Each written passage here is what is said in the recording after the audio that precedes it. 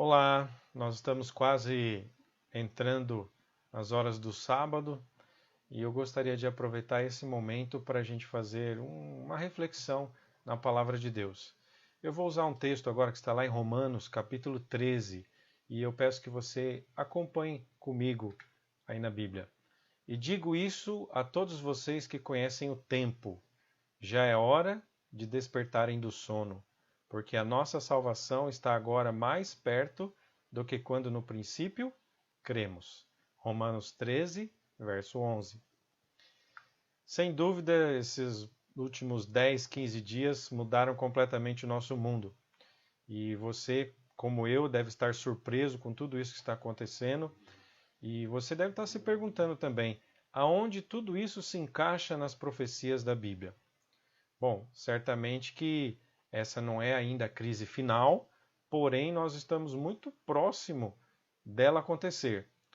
Não só por causa disso que está acontecendo agora, essa crise sanitária, o vírus, e enfim, todas as repercussões do mundo, mas também por causa de todos os outros sinais que estão acontecendo.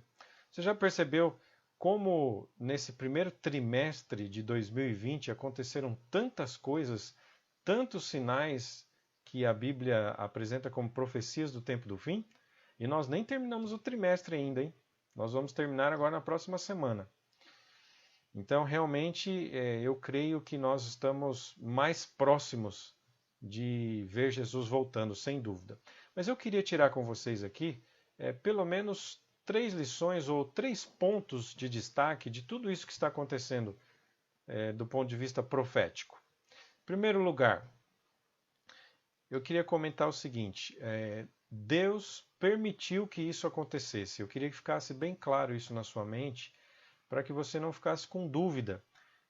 A gente sabe que pelas notícias e também pelos grupos sociais que todos nós temos e participamos, existem várias ideias de como tudo isso pode ter acontecido. Há aqueles que dizem que o vírus surgiu meramente por causa de hábitos alimentares, né, de um povo lá do outro lado do mundo.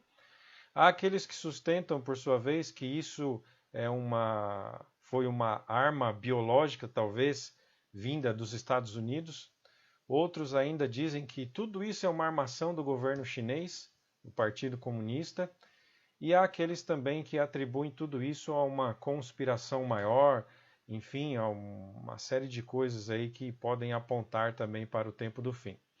Eu gostaria de dizer uma coisa para você. Todas essas explicações podem ser verdadeiras. Uma mais do que a outra, é claro. Ou pode até ser uma combinação delas. Mas acima dessas explicações está a questão da soberania de Deus. A Bíblia diz que Deus é soberano, ele governa a história, ele controla a história e nós temos certeza disso. Não há nenhuma dúvida disso aí. Então, para todos os efeitos, digamos assim que na realidade macro, maior do que tudo que nós temos aqui na Terra, Deus permitiu que isso acontecesse. E se Deus permitiu, é porque isso é um reflexo provavelmente da ira de Deus.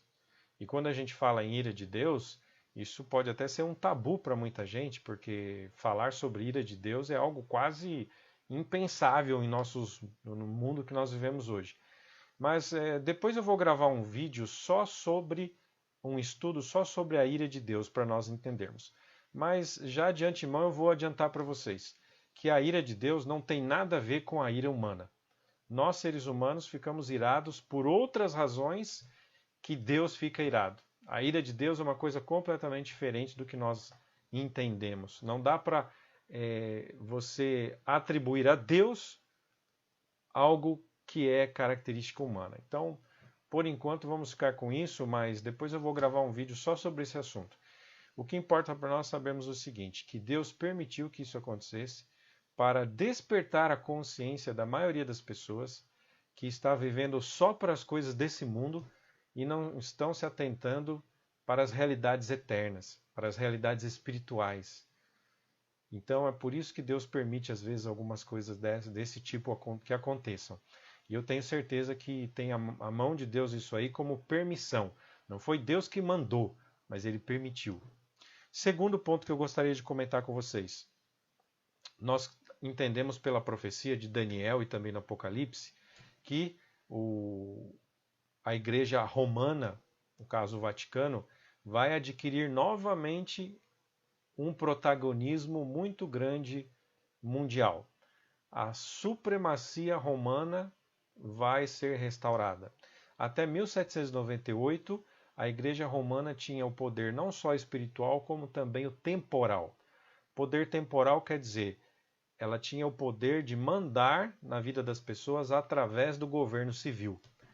E a Bíblia diz que em 1798 ela haveria de passar por uma ferida mortal, ela receberia uma ferida mortal. E foi isso que aconteceu nessa data. A Revolução Francesa, depois, já na sua fase ali de revolucionária, vamos dizer assim, né? As tropas de Napoleão foram até Roma e prenderam o Papa Pio VI, confiscaram as terras de Roma e Roma papal perdeu o poder temporal. Continua ainda com poder espiritual, mas não temporal. Mas agora a Bíblia relata lá no Apocalipse que esse poder temporal vai ser reavivado, vai ser readquirido. E aí então a Igreja Romana vai mandar novamente na consciência de todo mundo quando readquirir esse poder. E isso vai acontecer muito em breve. Há um sinal para isso, está lá no Apocalipse capítulo 13. E o que nós percebemos? Que tudo isso que está acontecendo agora, essa crise toda, está empurrando o mundo justamente para o colo de Roma. Já estamos vendo aí na internet várias notícias dizendo que as pessoas precisam ter liderança no mundo, e uma das lideranças mais fortes atualmente, sem dúvida, é a liderança de Roma, a liderança do Papa. E todo mundo está sendo empurrado para o colo de Roma. E vai se cumprir então a profecia quando Roma vai readquirir esse protagonismo novamente. Então, isso é uma das consequências que nós estamos observando dessa crise que nós estamos vivendo.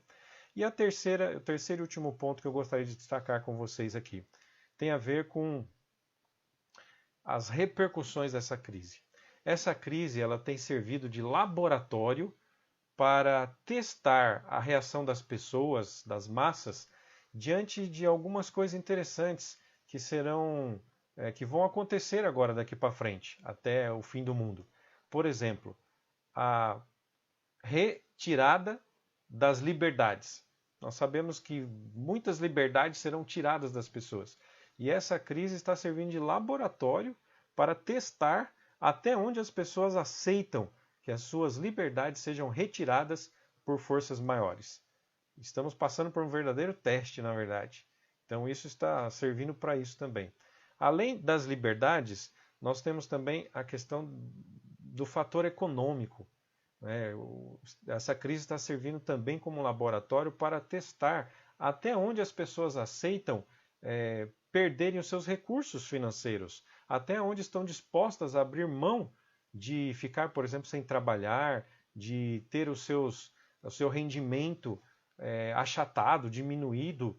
E a crise financeira vai ser um fator preponderante também para que a crise final aconteça. Então tudo isso está servindo de laboratório para testar as pessoas, testar todos nós, na verdade, a nossa reação diante de tudo isso. E a última coisa que eu queria falar aqui, dentro dessa questão de laboratório, é o seguinte: eu tenho ficado muito preocupado com uma ética utilitarista que tem se levantado no discurso aí de algumas autoridades e até pessoas importantes, influentes na mídia e na sociedade. A que eu estou me referindo? Bom, nós estamos diante de uma crise sanitária, a doença aí, a Covid-19. E eu já ouvi muitas pessoas de influência defenderem que é melhor morrerem poucos, pela doença no caso, do que morrerem muitos, por causa talvez de uma grave crise econômica, né? Então essa expressão, esse argumento, é melhor morrerem poucos do que muitos, isso faz parte de uma ética que nós conhecemos como ética utilitarista. É uma ética que simplesmente põe na balança números, poucos e muitos. então é melhor que morram poucos do que muitos. Só que essa ética não é uma ética cristã, não é uma ética aprovada pela Bíblia. A ética bíblica, lógico, valoriza todas as pessoas. É melhor que não morra ninguém. Então, todas as autoridades e mesmo a população, todos nós, temos que nos unir para salvarmos 100% das pessoas, se for possível. E jamais em público usar um argumento desse tipo, que é melhor morrerem poucos do que muitos. Esse argumento foi usado, por exemplo, por Caifás, quando ele consentiu com a morte de Jesus Cristo, na época lá, quando Jesus veio à Terra.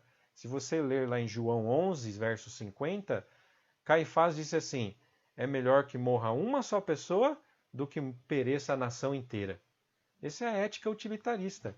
Então, meus amigos, vamos tomar cuidado com isso e vamos levantar a nossa voz contra essa ética utilitarista, porque agora essa crise está servindo também para isso. Está servindo para testar até onde as pessoas aceitam esse tipo de ética. E você sabe que quando estourar a crise final e estourar aí a lei dominical, um grupo de pessoas que não vai aceitar essa imposição vai ficar marginalizada. E se nós desde agora aceitamos esse tipo de ética, o que você acha que vai acontecer nessa hora? É melhor morrerem poucos do que muitos. Não precisa nem falar, né? Não precisa pensar muito. Então é isso. Toda essa crise está servindo de laboratório para todas essas coisas. E vamos pedir que o Espírito Santo nos ajude, nos dê discernimento, que nós ajudemos as pessoas. Nós temos que realmente mostrar o serviço, ajudar todos os que estão precisando nessa hora. Isso é um papel muito importante que nós temos que desempenhar. E não vamos perder de vista esse texto que nós acabamos de ler hoje aqui para vocês. E digo isso a vocês que conhecem o tempo, já é hora de despertarem do sono, porque a nossa salvação está agora mais perto do que quando no princípio cremos. Eu tenho certeza que nós realmente estamos mais perto da volta de Cristo. Que Deus abençoe você e que esse sábado seja um sábado maravilhoso na sua vida, na nossa vida, e vamos todos numa corrente de oração orar pelo bem das nossas famílias, pelo bem do nosso país e pelo bem de todas as pessoas. Que Deus abençoe. É o nosso desejo e oração. Amém.